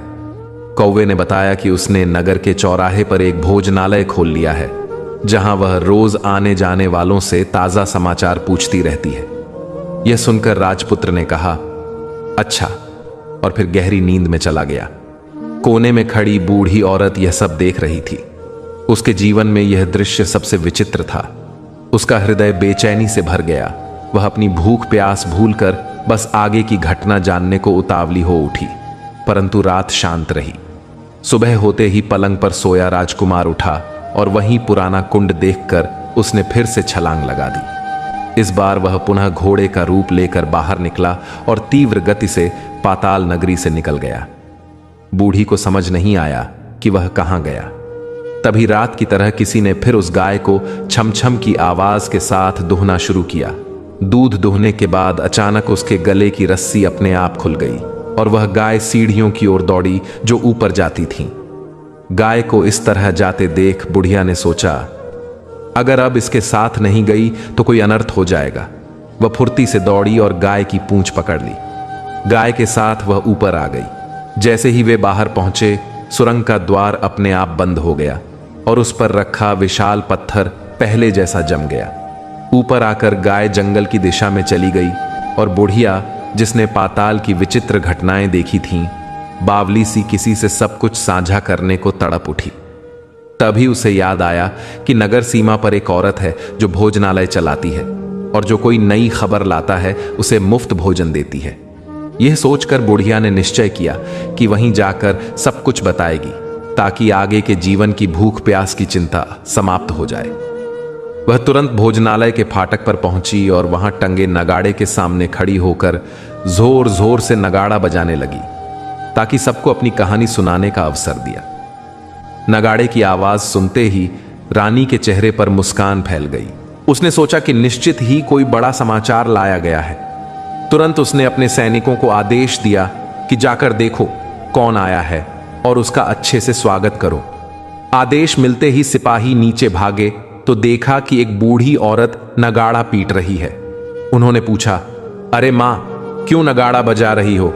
बुढ़िया बोली, कुछ नहीं बेटा, यहां सुना है कि खाना मिलता है, बस इसलिए आई हूं। सिपाही ने कहा, मिल जाएगा, पर पहले कोई नई खबर बतानी होगी। बुढ़िया ने हामी भरी, हां, मुझे एक बात पता है। आदेश के अनुसार सिपाहियों ने उसे अंदर बुलाया और आदर पूर्वक बैठाया। रानी ने कहा था कि हर बुजुर्ग मेहमान की सेवा पूरे मान सम्मान से होनी चाहिए। सिपाहियों ने उसे स्वादिष्ट व्यंजनों से भरी थाली दी। बुढ़िया कई दिनों की भूख से व्याकुल थी। उसने झटपट सब खा लिया। फिर उसे नई साड़ी दी गई और उसे रानी के दरबार में ले जाया गया। रानी और बुढ़िया ने एक दूसरे को देखते ही पहचान लिया। बुढ़िया ने कहा, अरे तू तो मेरी बेटी जैसी लगती है। रानी ने भावुक होकर उत्तर दिया, अम्मा तुम। दोनों देर तक एक दूसरे से पुरानी बातें करती रहीं। फिर रानी ने पूछा, अब बताओ अम्मा, तुमने कौन सी नई बात देखी? बुढ़िया झिझक कर बोली, अरे कोई बात नहीं बेटी, मैं तो बस खाना खाने आई थी। झूठ में कहा कि नई बात है ताकि पेट भर सके। रानी मुस्कुराई और बोली, डरो मत अम्मा, मैं किसी को कुछ नहीं बताऊंगी। पर बुढ़िया अब भी टाल मटोल करने लगी। तब रानी ने गंभीर स्वर में कहा, अगर तुम सच्चाई बताओगी तो मैं जीवन भर तुम्हारी देखभाल करूंगी और तुम्हें राजमाता की तरह रखूंगी। यह सुनकर बुढ़िया पिघल गई और उसने पूरी कहानी सुना दी। कैसे उसने चरवाहे के मैदान से लेकर पाताल लोक तक के अद्भुत दृश्य देखे थे। सुनकर रानी स्तब्ध रह गई, क्योंकि वह जानती थी कि वह राजकुमार जिसे बुढ़िया ने देखा था वही उसका पति है। वह तुरंत बुढ़िया की ओर मुड़कर बोली, अम्मा मुझे उस जगह पर ले चलो जहां वह सब कुछ हुआ था। बुढ़िया ने डरते हुए कहा, नहीं बेटी, वह पाताल का प्रदेश है। वहां विषैले नाग बसते हैं। अगर किसी ने तुम्हें देख लिया तो तुम्हारा प्राण संकट में पड़ जाएगा। लेकिन रानी किसी भी तर्क को मानने को तैयार नहीं थी। वह जिद करने लगी कि चाहे जो हो उसे वहीं जाना है। आखिरकार बुढ़िया ने हार मान ली और बोली, ठीक है बेटी, मैं तुझे वहां ले चलूंगी, पर अभी नहीं। कल जब सूरज ढलेगा तब चलेंगे। अगले दिन दोपहर को रानी और बुढ़िया उस मैदान पर पहुंची और झाड़ियों के पीछे छिपकर गाय के आने का इंतजार करने लगी। जैसे ही सांझ हुई, वही गाय छन छन करती हुई आई। उसने पत्थर पर सींग मारी और नीचे जाने का मार्ग खुल गया। बुढ़िया ने कहा, चलो बिटिया, जल्दी से पूंछ पकड़ लो। दोनों ने गाय की पूंछ थाम ली और देखते देखते पाताल लोक में जा पहुंची। नीचे पहुंचकर बुढ़िया एक कोने में छिप गई, जबकि रानी सामने की ओर देखने लगी। वहां सब कुछ पहले जैसा घटने लगा। गाय के गले में अपने आप रस्सी पड़ी, कोई अदृश्य हाथ उसे धोने लगा। फिर एक सफेद घोड़ा आया, उसने कुंड में छलांग लगाई और निकलते ही वह रूपांतरित होकर सुंदर राजपुत्र बन गया। राजपुत्र ने दूसरे कुंड में स्नान किया, फिर थाली, दूध की प्याली और पान उसके सामने प्रकट हुए। उसने सब कुछ खाया, फिर पलंग पर लेटते हुए सूर्यदेव का स्मरण किया और सामने बैठे कौवे से पूछा, कौवे कौवे कंकर, मेरे माता पिता इस समय क्या कर रहे हैं? कौवा चुप रहा, उसकी आंखें नम हो गईं। ये देखकर राजपुत्र के मन में एक अजीब सी शंका उठी। उसका चेहरा मुरझा गया और उसने थकी हुई आवाज में कहा, जो होना था वह हो जाने दो। ऐसा सोचकर वह अपने पलंग पर जा लेटा और आंखें बंद कर लीं। अब रानी का धैर्य पूरी तरह टूट चुका था। वह तेजी से दौड़ती हुई पति के पास पहुंची और उसके चरणों को छूने के लिए झुकी, लेकिन राजकुमार ने झट से पीछे हटते हुए कहा, नहीं, मुझे मत छूना, वरना सब कुछ नष्ट हो जाएगा। रानी रोते हुए हाथ जोड़कर बोली, स्वामी, मुझसे बहुत बड़ी भूल हो गई। मुझे आपसे कभी यह नहीं पूछना चाहिए था कि आप रात को कहां जाते हैं। मैं अपनी गलती स्वीकार करती हूं। मेरी मूर्खता की सजा मुझे मिल चुकी है। अब कृपा करके घर लौट चलिए। आपके माता पिता शोक में रोगी हो गए हैं और प्रजा व्याकुल है। राजपुत्र ने गंभीर स्वर में कहा, एक बार गलती कर चुकी हो, दोबारा मत करना, नहीं तो मैं सदा के लिए अदृश्य हो जाऊंगा। यह सुनकर रानी जमीन पर गिरकर फूट फूट कर रोने लगी। उसकी व्याकुलता देखकर राजपुत्र का हृदय पिघल गया। वह बोला, यदि तुम मुझे सच में पाना चाहती हो तो एक कठिन काम तुम्हें करना होगा और वह कार्य तुम्हें अकेले ही करना पड़ेगा। रानी ने दृढ़ता से कहा, स्वामी, चाहे कितनी भी मुश्किल हो, मैं उसे पूरा करूंगी। राजपुत्र ने कहा, इस पाताल से बाहर निकलने के बाद तुम 6 जंगल पार करोगी। 7वें जंगल के बीचों बीच एक विशाल बरगद का वृक्ष मिलेगा। उसके चारों ओर जाले, कांटे और विषैले जंतु होंगे। बाघ, भालू, सर्प सब वहां बसे हैं। तुम्हें उन्हें भगाकर वह स्थान शुद्ध करना होगा, गोबर से लीपना होगा। वहां रंगोली बनाना और धूप, दीप, अगरबत्ती, फूल, कुमकुम से पूजा करनी होगी। फिर दूध दही से बने चावल का भोग चढ़ाकर ठीक दोपहर 12 बजे सूर्यदेव का ध्यान करना होगा। जब सूर्यदेव प्रसन्न होकर अपने रथ में उतरेंगे और कहेंगे, जिसने यह सब किया है वह मनचाहा वरदान मांगे, तब तुम उनके रथ का दाहिना घोड़ा मांग लेना, वही मुझे तुम्हारे पास ले आएगा। इतना कहकर राजपुत्र शांत होकर पलंग पर सो गया। रानी ने पूरी रात जागकर भोर का इंतजार किया। सुबह होते ही वह बुढ़िया के संग गाय की पूंछ पकड़कर ऊपर आई और बोली, अम्मा, अब मैं अकेले जाऊंगी, तुम लौट जाओ। फिर वह उस घने जंगल में पहुंची जहां राजपुत्र ने बताया था। उसने अपने हाथों से कांटे, झाड़ियां, जाले हटाए, जमीन को लीपा, धूप, दीप, फूल और चंदन से पूजा की। अगले दिन सूर्योदय से पहले ही वह फिर वहां पहुंची और सब विधियां पूरी की। ठीक दोपहर 12 बजे सूर्यदेव का स्वर्ण रथ आकाश से उतर आया। उसकी ज्योति से पूरा वन आलोकित हो गया। सूर्यदेव ने मुस्कुराकर कहा, जिस किसी ने यह सब किया है उसने सच में असंभव को संभव किया है। वह वहां आकर मुझसे जो मनचाहा वरदान मांग लेगा, मैं उसे अवश्य दे दूंगा। यह कहकर रानी ने जब ये शब्द सुने तो बिना झिझक के त्वरित कदमों से सूर्यदेव के समक्ष आकर साष्टांग प्रणाम किया और विनम्रता से बोली, हे प्रभु, यही मैं हूं जिसने इस स्थान को स्वच्छ किया है। सूर्यदेव ने कहा, अच्छा, तो जो चाहो मांग लो। रानी ने निडर होकर कहा, हे प्रभु, मुझे आपके रथ का दाहिना घोड़ा चाहिए। सूर्यदेव ने तेवर बदलते हुए जवाब दिया, नहीं, मैं ऐसा नहीं कर सकता। मैं तुम्हें वह दाहिना घोड़ा नहीं दे सकता। मेरे रथ में 12 घोड़े हैं। तुम चाहो तो कोई अन्य घोड़ा ले सकती हो, पर यह दाहिना घोड़ा नहीं मांगना। पर छोटी रानी ने एक न सुनी और बार बार यही प्रार्थना दोहराई कि चाहे कुछ भी हो, उसे केवल उसी दाहिने घोड़े की आवश्यकता है। वह प्राधान्य से कहने लगी कि मैं आपके चरणों में गिरकर अपना परलोक भी दे दूंगी। सूर्यदेव धर्म संकट में पड़ गए। उन्होंने एक बार वचन दे दिया था और अब उससे वापस नहीं हट सकते थे। अंततः उन्होंने कहा, ठीक है, घोड़ा दे दिया, पर यह घोड़ा तुम्हें यहां नहीं मिलेगा, तुम्हें उसे पाताल लोक से स्वयं लाना होगा। रानी ने चित्कार कर कहा, पाताल, हे भगवान, मैं उसे पाने के लिए कहीं भी जाऊंगी, हर सीमा लांघ जाऊंगी। वचन पाकर सूर्यदेव चले गए और रानी जंगल से भोजनालय पहुंची। वह बूढ़ी के साथ वापस उसी मैदान में आई और शाम होते ही गाय के आने पर उसकी पूंछ पकड़कर वे पाताल लोक में उतर गईं। वहां नीचे वही दृश्य फिर से हुआ। गाय के गले में रस्सी अपने आप पड़ी। किसी अदृश्य ने उसे दोहना आरंभ किया। एक सफेद घोड़ा कुंड में कूदकर राजपुत्र बन गया। उसने स्नान कर नए वस्त्र धारण किए। थाली दुग्ध पान उसके सामने आए। उसने आहार लिया और सोने से पहले सामने बैठे कौवे से पूछा, कौवे, कौवे, मेरे माता पिता क्या कर रहे हैं? कौवे ने उत्तर दिया कि वे दोनों तुम्हारे वियोग में मृत्यु की कगार पर हैं। यह सुनकर राजपुत्र की आंखों से आंसू छलक पड़े।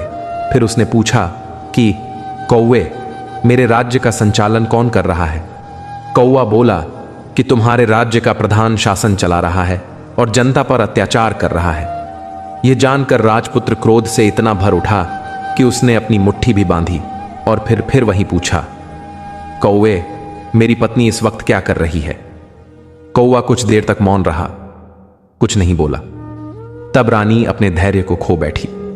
वह भागती हुई जाकर अपने पति के गले लग गई और बोली, अब मैं तुम्हें पा गई। राजपुत्र ने मुस्कुराते हुए कहा, क्या तुम सच कहती हो कि अब मैं फिर घोड़ा नहीं बनूंगा? रानी ने सिर हिलाया तो वह बोला, नहीं, अब मैं कभी घोड़ा नहीं बनूंगा। तुम्हारे द्वारा झेले गए संघर्षों और तप के कारण सूर्यदेव ने मुझे सदा के लिए घोड़े के जीवन से मुक्ति दे दी है। उसने रानी को प्रेम पूर्वक गले लगाया, उसके चेहरे से आंसू पोंछे। तभी वह कौवा बोला, हे राजकुमार और राजकुमारी, मेरे 3 उपदेश ध्यान में रखना। पहली बात, ऐसी कोई गोपनीय बात जो तुम्हारे परिवार के लिए संकट बन सके, वह कभी पत्नी को नहीं बताना चाहिए। दूसरी, जो बातें गुप्त रखनी आवश्यक हों उन्हें भी न बताना, क्योंकि स्त्रियों के हृदय में रहस्य ठहर नहीं पाता। तीसरी, यदि कोई बात जीवन या कुल के लिए हानिकारक हो तो उसका उल्लेख भी स्त्री से न करना। कौवे के वचनों को सुनकर दोनों ने वचन दिया कि अब वही भूल दोबारा नहीं होगी। फिर राजपुत्र ने रानी को स्नेह से गले लगाया, उसके अश्रु पोंछे। कुछ समय बाद प्रातःकाल हुआ। गाय की श्रृंखला खुली और भूलोक के मार्ग पर बढ़ चली। रानी, राजकुमार और वृद्धा उसकी पूंछ पकड़कर ऊपर पहुंचे। भूमि पर आते ही वे भोजनालय गए, वहां की वस्तुएं दान में दी और फिर अपने राज्य की ओर लौट गए। पुत्र के लौटने की खबर सुनकर मंत्री भयभीत हो गया। राजपुत्र ने उसे बंदी गृह में डाल दिया और राज्य की बागडोर स्वयं संभाल ली। तत्पश्चात वह अपनी पत्नी संग अपने महल पहुंचा, जहां उसके माता पिता पुत्र वियोग में दुर्बल पड़े थे। पुत्र को देख उनकी आंखों से अश्रुधारा बह निकली। उन्होंने उसे गले लगाया और स्नेह से सहलाया। धीरे धीरे उनका स्वास्थ्य सुधरने लगा। वे उठ बैठे और पुत्र को आशीर्वाद दिया। राजपुत्र के लौटने की सूचना पूरे राज्य में फैल गई। प्रजा हर्ष से भर उठी।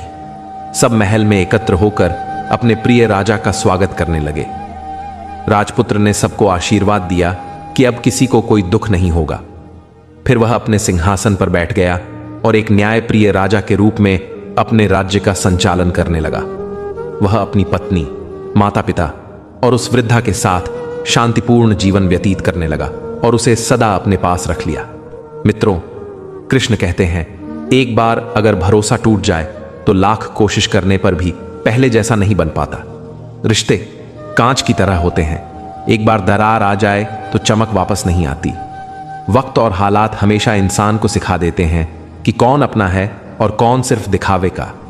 जो लोग तुम्हारे सामने मुस्कुराते हैं वही अक्सर पीठ पीछे वार करते हैं। जो इंसान तुम्हारी मजबूरियों का मजाक बनाए उससे दूरी बना लेना ही बेहतर है।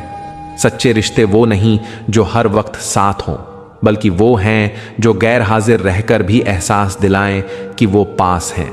मित्रों, भगवान श्री कृष्ण कहते हैं, हे अर्जुन, जो व्यक्ति हर स्थिति में शांत रहता है वही सच्चे अर्थों में ज्ञानी होता है, क्योंकि जब मन स्थिर होता है तभी निर्णय सही होते हैं।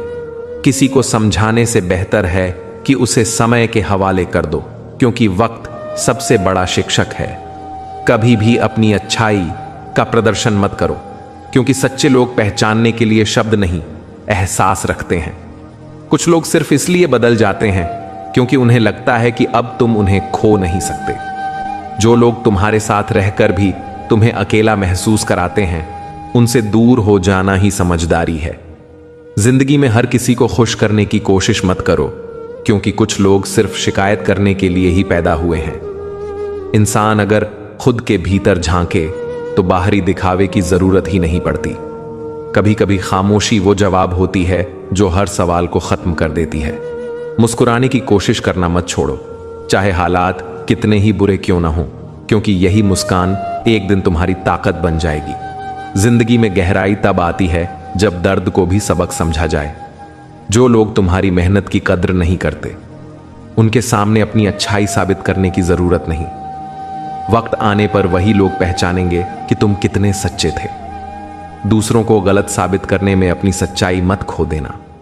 दुनिया तुम्हें तब तक नहीं समझेगी जब तक तुम उसकी उम्मीदों पर खरे नहीं उतरते, और जब तुम खुद को साबित कर दोगे तो वही लोग कहेंगे कि तुम बदल गए हो।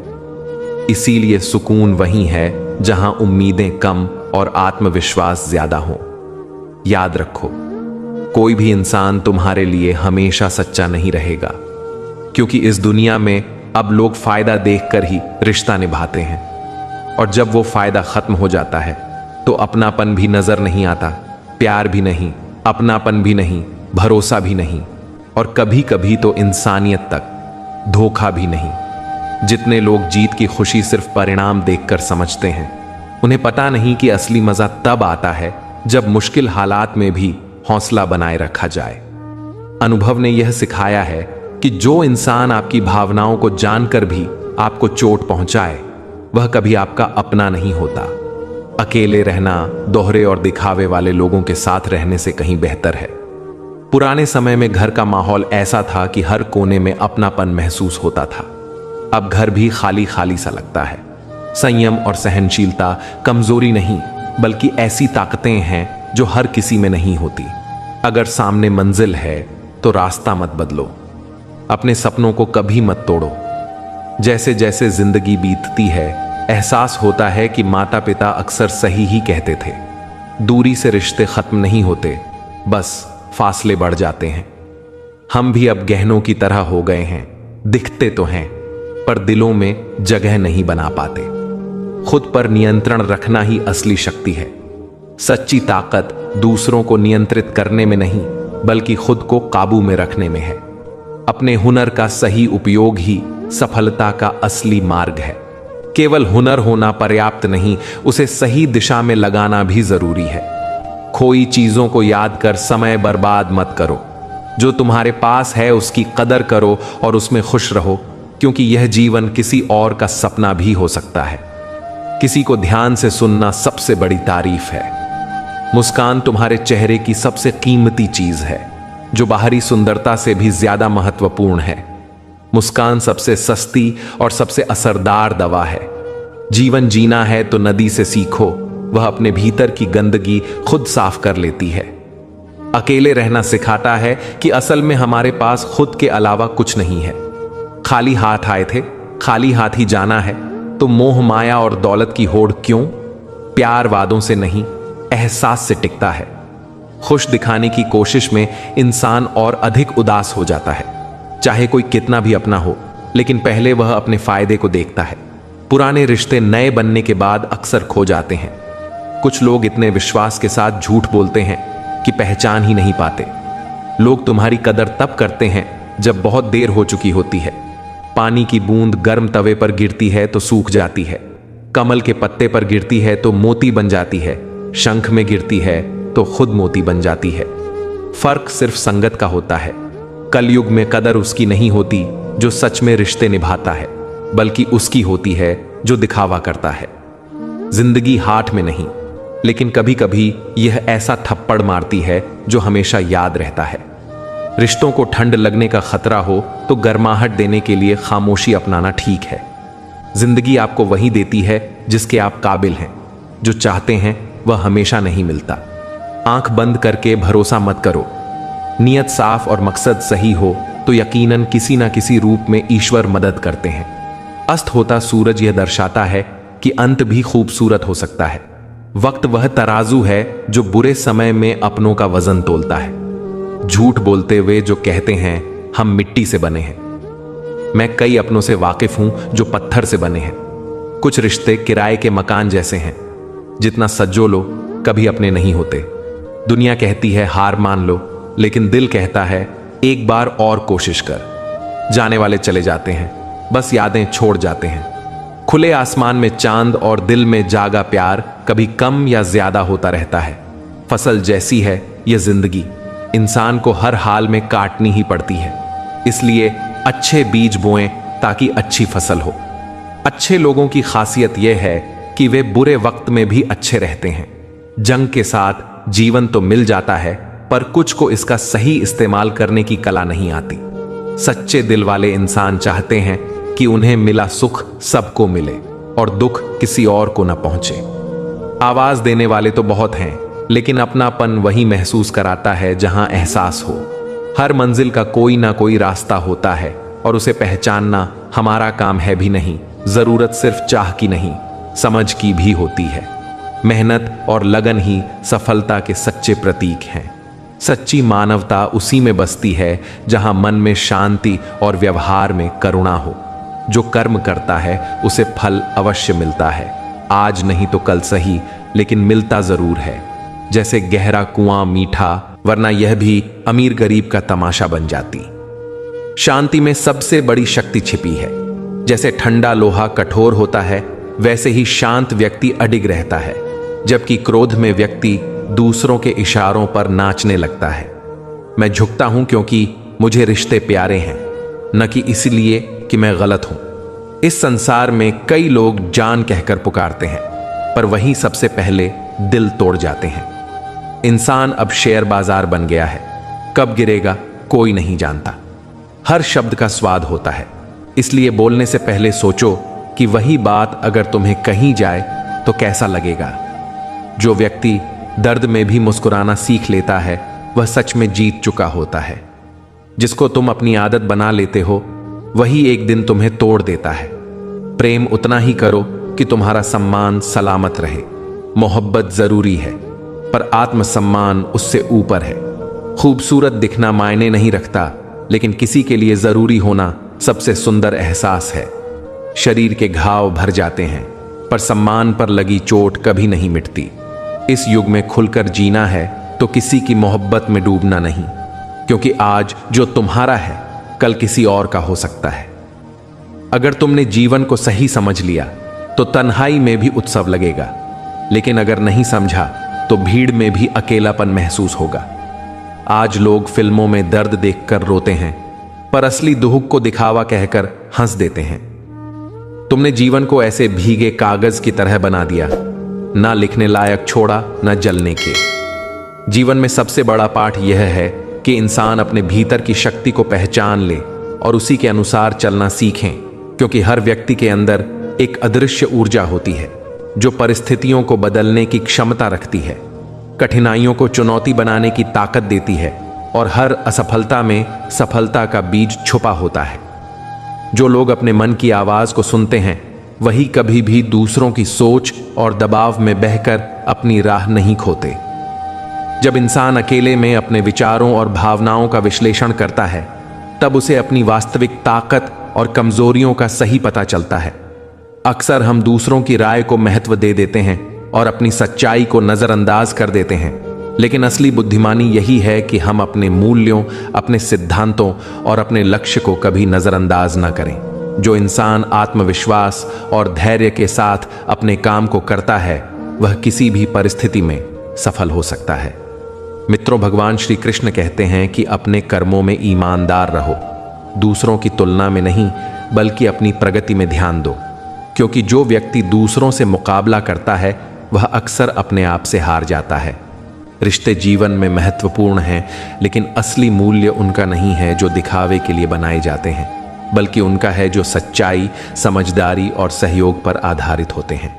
प्यार और दोस्ती में उम्मीद और सम्मान का होना जरूरी है, क्योंकि बिना विश्वास के कोई रिश्ता टिक नहीं सकता। इंसान अपनी सोच से ही अपने भाग्य को आकार देता है, और यही सोच उसे सबसे बड़ी कठिनाइयों में भी खड़ा रखती है। जब कोई व्यक्ति अपमान, धोखा या कठिनाई झेलता है, तो वह सीखता है कि असली ताकत भीतर की शांति और आत्मसम्मान में होती है। जिंदगी में मिलने वाली हर चुनौती हमें कुछ नया सिखाती है, और हर असफलता हमें अपने प्रयासों में सुधार करने का अवसर देती है। मेहनत, लगन और ईमानदारी ही वे तत्व हैं जो इंसान को जीवन में स्थायी सफलता देते हैं। कभी कभी अकेले रहना और खुद पर ध्यान देना ही वह सबक देता है जिसे दुनिया का कोई भी गुरु नहीं सिखा सकता। अपने भीतर की उम्मीद को जीवित रखना सीखो, क्योंकि उम्मीद ही वह शक्ति है जो इंसान को तब भी खड़ा रखती है जब सारी दुनिया उसे गिरता देखना चाहती है। कभी भी दूसरों की नकल मत करो, क्योंकि हर व्यक्ति का सफर अलग होता है और हर किसी के पास अलग अनुभव और अलग परिस्थितियां होती हैं। अपने अनुभवों से सीखना, अपने कर्मों पर ध्यान देना और अपने निर्णयों में ईमानदारी रखना ही असली सफलता है। मित्रों, भगवान श्री कृष्ण कहते हैं कि अपने आप से सच्चा रहो, किसी की नजरों में अपनी कीमत न तलाशो, क्योंकि असली मूल्य तुम्हारे कर्मों और सोच में छुपा है। कभी कभी जो लोग तुम्हारे सबसे करीब होते हैं वही सबसे ज्यादा दर्द देते हैं, और यही हमें सिखाता है कि भरोसा और सम्मान की असली पहचान कैसे की जाती है। जीवन में आने वाली हर ठोकर, हर कठिनाई और हर चुनौती हमें मजबूत बनाती है, हमें सिखाती है कि असली शक्ति भीतर की शांति, आत्मसम्मान और धैर्य में है। जो व्यक्ति अपनी सोच और आत्मा को नियंत्रित कर सकता है, वही हर परिस्थिति में विजेता बन सकता है। अपनी गलतियों को स्वीकार करना और उनसे सीख लेना ही असली बुद्धिमानी है। इंसान की सबसे बड़ी कमजोरी यह है कि वह दूसरों पर अधिक भरोसा करता है और अपने आप पर कम। जो अपने आप पर भरोसा रखता है वही सबसे बड़ा विजेता है। जीवन में किसी के लिए खुद को छोटा मत बनाओ, क्योंकि असली शक्ति आत्मसम्मान और आत्मविश्वास में होती है। जब हम अपने प्रयासों में पूरी लगन और ईमानदारी से काम करते हैं, तब कोई भी मुश्किल हमें नहीं रोक सकती। कभी किसी की बातों या नजरियों से अपनी पहचान मत तोड़ो, क्योंकि असली मूल्य हमारे कर्मों और सोच में ही निहित है। हर कठिनाई, हर अनुभव और हर चुनौती हमें कुछ नया सिखाती है और हमें मजबूत बनाती है। खुश रहना किसी भी परिस्थिति में हमारी सोच पर निर्भर करता है, और यही सोच हमें जीवन में स्थायी सफलता और संतोष देती है। अपने जीवन में संतुलन बनाए रखना सीखो। अपने प्रयासों में मेहनत, अपने रिश्तों में समझदारी और अपने विचारों में धैर्य। यह संतुलन ही असली सफलता, असली शांति और असली खुशी है। जिन लोगों के साथ तुम समय बिताते हो, उनके विचार और कर्म तुम्हारे जीवन को प्रभावित करते हैं। इसलिए अपने साथियों, मित्रों और प्रियजनों का चयन समझदारी से करो। जीवन में आने वाली हर घटना, चाहे सुखद हो या दुखद, हमें कुछ नया सिखाती है और हमारे चरित्र को मजबूत बनाती है। किसी के पीछे भागना या किसी की राय पर निर्भर रहना आसान है, लेकिन असली शक्ति अपने निर्णयों और कर्मों में आत्मविश्वास रखने में है। दुनिया में सबसे बड़ा उपहार यह है कि इंसान अपने अंदर की क्षमता को पहचान ले और उसी के अनुसार जीवन जी सके। हर अनुभव हमें कुछ नया सिखाता है, हर ठोकर और हर चुनौती हमें कुछ महत्वपूर्ण सिखाती है, और जीवन की हर परीक्षा हमें मजबूत और समझदार बनाती है। जिन लोगों पर हम भरोसा करते हैं, उनकी असलियत समय पर सामने आ जाती है। जिन लोगों को हमने अपना समझा, वे कभी कभी हमारे सबसे बड़े सबक भी बन जाते हैं। इसलिए अपने आप से सच्चा रहना और अपने निर्णयों में ईमानदार होना सबसे महत्वपूर्ण है। दुनिया बदलती रहती है, परिस्थितियां बदलती रहती हैं, लेकिन जो इंसान अपने भीतर की शक्ति, अपने आत्मसम्मान और अपने धैर्य को पहचान लेता है, वही जीवन में स्थायी सफलता और शांति प्राप्त कर सकता है।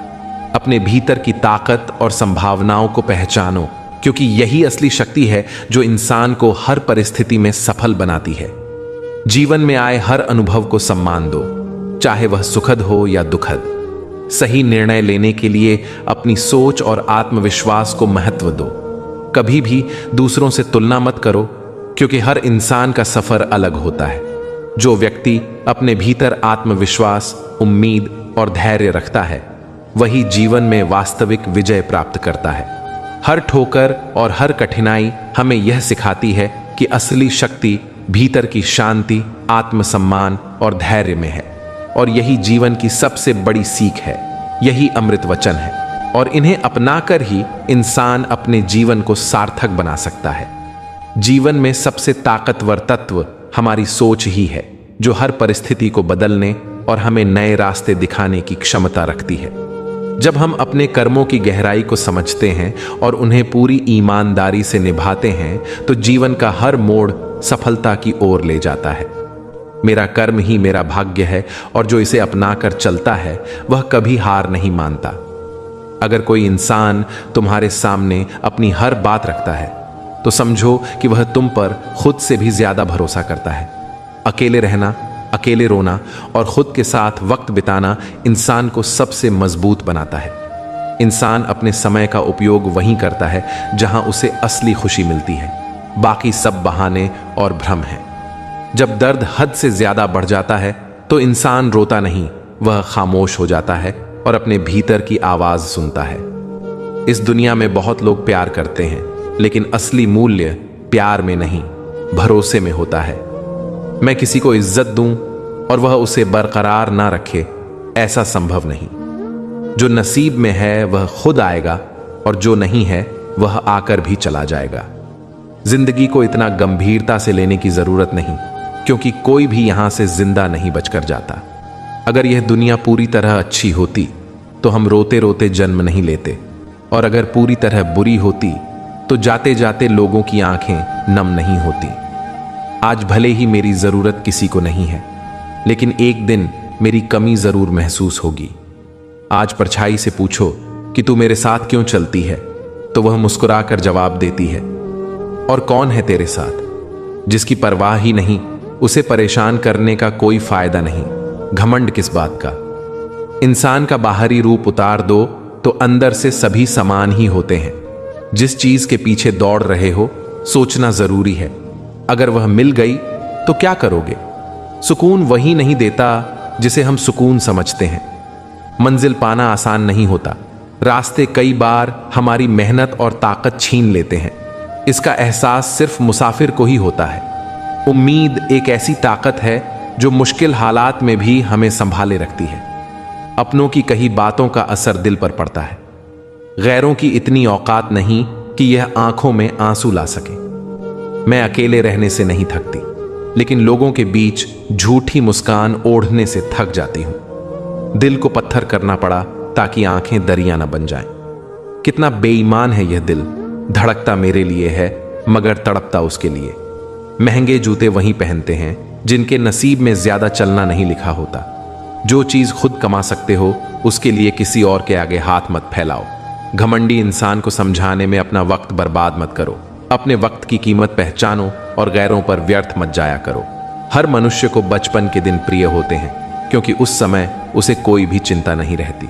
वह आजाद होता है, उसके मन में कोई लालसा नहीं होती, और जिस काम में भी लग जाता है उसी में मग्न हो जाता है। लेकिन जैसे जैसे मनुष्य की आयु बढ़ने लगती है, वैसे वैसे उसकी इच्छाएं और कामनाएं दिन ब दिन बढ़ती जाती हैं, और इसीलिए अक्सर मनुष्य भविष्य की तैयारी में लगा रहता है, या फिर अतीत के बारे में सोचता रहता है, और वह वर्तमान में जीना भूल जाता है। वहीं अगर हम किसी छोटे बच्चे को देखें, तो उसके लिए कोई भविष्य या अतीत नहीं होता, उसके लिए बस वर्तमान होता है, और इसीलिए वह वर्तमान में पूरा आनंदित होकर रहता है। हम अपनी पूरी जिंदगी कामयाब होने में अपने बेटों, पत्नी और भविष्य की योजनाओं में ही बिता देते हैं। हम हमेशा यही सोचते रहते हैं कि पहले मैं अपनी जिंदगी को व्यवस्थित कर लूंगा और उसके बाद सत्य की खोज करूंगा, ध्यान करूंगा। लेकिन हम यह भूल जाते हैं कि कल कभी नहीं आता, भविष्य की योजनाएं कभी पूरी नहीं होती। जब एक योजना पूरी होती है तो हमारा मन दूसरी योजनाएं बना लेता है, और इस प्रकार जिंदगी का चक्र चलता रहता है। दोस्तों, आज की इस वीडियो में बस इतना ही। उम्मीद करते हैं कि ये कथा आप सभी को जरूर पसंद आई होगी और इस कथा में कोई भी त्रुटि हो तो उसे क्षमा करें तथा आप हमारे चैनल पर नए थे तो इसे सब्सक्राइब करें और एक लाइक करके जय श्री कृष्ण अवश्य लिखें। राधे राधे।